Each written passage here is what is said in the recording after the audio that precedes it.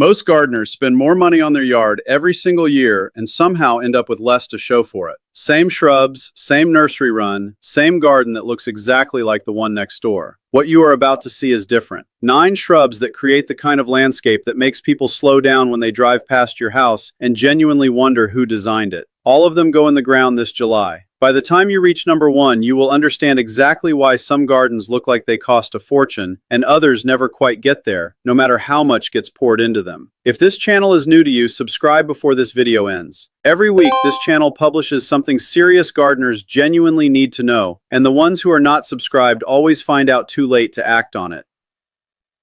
Here is the truth most gardening content will never tell you. The gap between your garden and the one you actually want has nothing to do with your budget or your experience. It has everything to do with plant choice and timing. July is the most underrated planting window of the entire year. A shrub planted now drops into warm, biologically active soil and spends every remaining week of the growing season building roots. By next spring, it doesn't behave like a new plant. It behaves like it has always been there. Every plant on this list was chosen for the same 3 things: cold hardiness across a wide range of zones, a bloom or foliage window that fills a gap most gardens leave empty, and a low enough maintenance load that a beginner can grow it successfully in year 1. Keep that in mind because these 9 plants aren't really 9 separate choices. By the end, you'll see they're one system.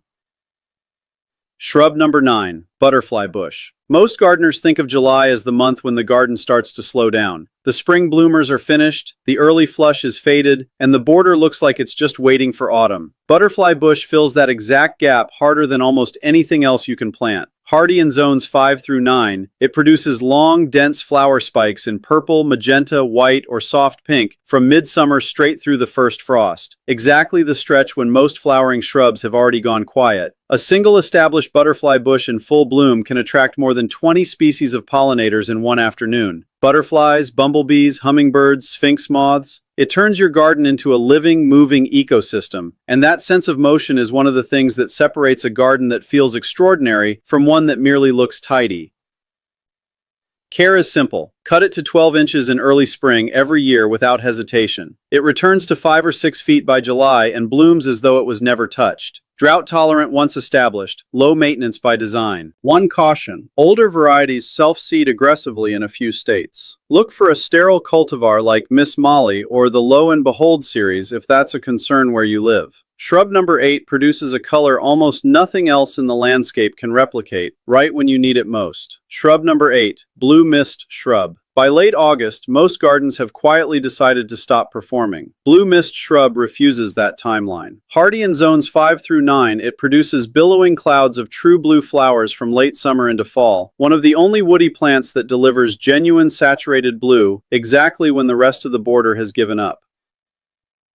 It blooms entirely on new wood, which means you can cut it back hard every spring, all the way down, and lose 0 flower buds. Hard pruning actually produces a denser, fuller plant with a heavier bloom. It thrives in poor, dry soil, requires almost no feeding, and asks for very little in return for what it delivers. For a beginner building a low-maintenance pollinator garden on a budget, this is one of the most reliable investments on the list. Shrub number 7 earns its space in every single month of the year, and what it does in winter alone is something most gardeners have never seen. Shrub number 7, Oakleaf Hydrangea. Most shrubs give you 1 promise for 6 weeks. This one gives you 4, and keeps every one. Hardy in zones 5 through 9, it opens summer with large, cone-shaped white flower clusters that age to parchment and rose. By autumn, the bold, deeply lobed leaves turn burgundy, orange, and deep red. In winter, the bark peels in cinnamon and cream layers, giving it structure even bare. Then spring fills it back in. It blooms on old wood, meaning buds form on last season's branches. But unlike many old wood bloomers, it's genuinely cold hardy through zone 5, without significant bud loss to late freezes. Gardeners who've avoided hydrangeas out of bud protection anxiety are skipping one of the best 4-season shrubs for no good reason. It also handles partial shade, solving the problem of a shaded border with no drama. Shrub number 6 changes color 4 separate times in one growing season.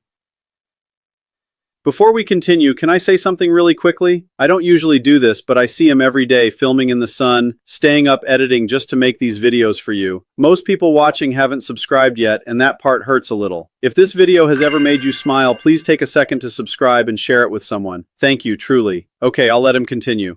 Shrub number 6. Panicle Hydrangea. A shrub that gives you one color for a few weeks and checks out for the rest of the season is frustrating. This one solves that completely. Hardy in zones 3 through 8, one of the widest ranges of any flowering shrub, it opens lime green, shifts to pure white, blushes pink as temperatures drop, then deepens into antique rose and burgundy by late fall. 4 color phases, 1 plant. It blooms entirely on new wood, so you can prune it aggressively every spring with zero risk. No bud protection, no guessing whether winter damaged the flowers. Cut it back in March, come back in July to a full display. It's the most forgiving hydrangea for beginners and the most cold-hardy, reliable even in zone 3. Look for limelight or quickfire at any good nursery. Shrub number 5 is where this list gets counterintuitive. It performs best when you do the opposite of every gardening instinct. Shrub number 5, Russian sage. Amending soil, watering consistently, feeding regularly, all of it works against this plant. Hardy in zones 4 through 9, it produces tall, airy silver stems covered in lavender blue flowers from midsummer through fall, a soft, hazy effect like a watercolor at the back of the border. That lightness is what makes professional designs feel effortless rather than stuffed. Rich, amended soil and consistent watering make it floppy and weak. It originated in dry, rocky Central Asia, and that biology runs deep. Lean, dry, well-draining soil keeps it upright and dense. Water it too much and it collapses. This is a plant that rewards less attention, not more. Drought-tolerant, deer-resistant, and one of the most visited plants in any pollinator garden from July through September. Cut it to the ground every spring, it returns fuller. Shrub number 4 solves the garden that looks flat and one-dimensional no matter what you plant.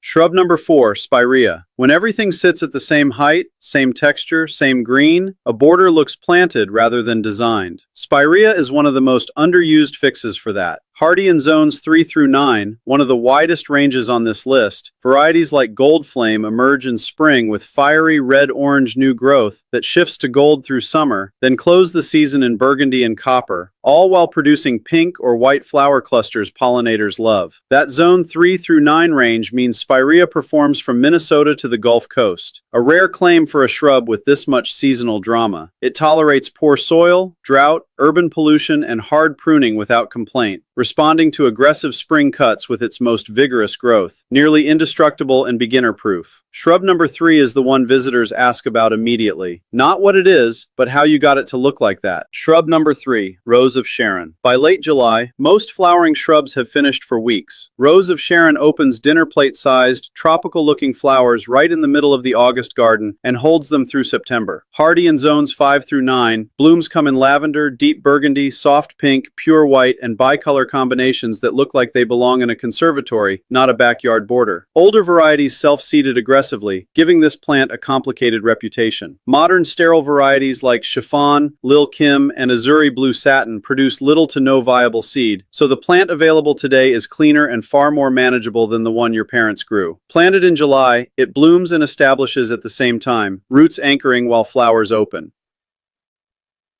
Shrub number 2 looks different at 8 in the morning than it does at 4 in the afternoon, and that's what separates a garden that looks like a photograph from one that merely looks nice. Shrub number 2, Smoke Bush. Most plants give you one version of themselves all day. This one genuinely changes character as the light shifts, which is why it's one of the most photographed shrubs in any garden it appears in. Hardy in zones 4 through 9, it produces billowing, smoke-like plumes of hazy pink and burgundy above deep purple to near black foliage from midsummer on. Soft and ethereal in morning light, theatrical and rich by afternoon. Rich soil and fertilizer tell it to grow aggressively instead of blooming. It originated in dry, rocky, nutrient-poor soil across southern Europe and Central Asia, and that biology is non-negotiable. Lean soil, minimal water once established, no feeding. That's what produces the full plume display. July planting into unamended, well-draining soil is the correct approach, not a shortcut. Shrub number 1 doesn't just look expensive. It creates the kind of vertical presence that makes the entire yard look deliberately designed. Shrub number 1, Vitex, the chase tree. Everything else on this list delivers color, texture, and pollinator value. Vitex delivers all of that plus scale, genuine stop-the-car scale that changes the visual logic of the whole yard. Hardy in zones 6 through 9 and zone 5 with winter protection, it produces tall, dense spikes of lavender blue flowers from July through September, reaching 8 to 15 feet at maturity. Flower spikes up to 18 inches appear in such quantity, the overall effect isn't a shrub in bloom, it's an event. In Zone 5, where winter can kill it to the ground, it resprouts vigorously and still blooms by July. The cold doesn't eliminate it, it resets it. And since it blooms entirely on new wood, that reset costs nothing. Prune it hard every spring to keep it at shrub scale, and it responds with its densest, most floriferous display. Drought-tolerant, heat-loving, and a magnet for bumblebees and hummingbirds at once, with foliage that carries a subtle, spicy fragrance. Now here's what matters most. These 9 shrubs aren't just a list, they're a system, and understanding how they work together is what turns a garden from a collection of choices into something that looks designed. Layer by height, Vitex and smokebush at the back is the vertical anchor. Rose of Sharon and Oakleaf Hydrangea hold the middle tier. Spirea, blue mist shrub, and butterfly bush work the front edges. Lower, denser, covered in flowers and pollinators from July to frost.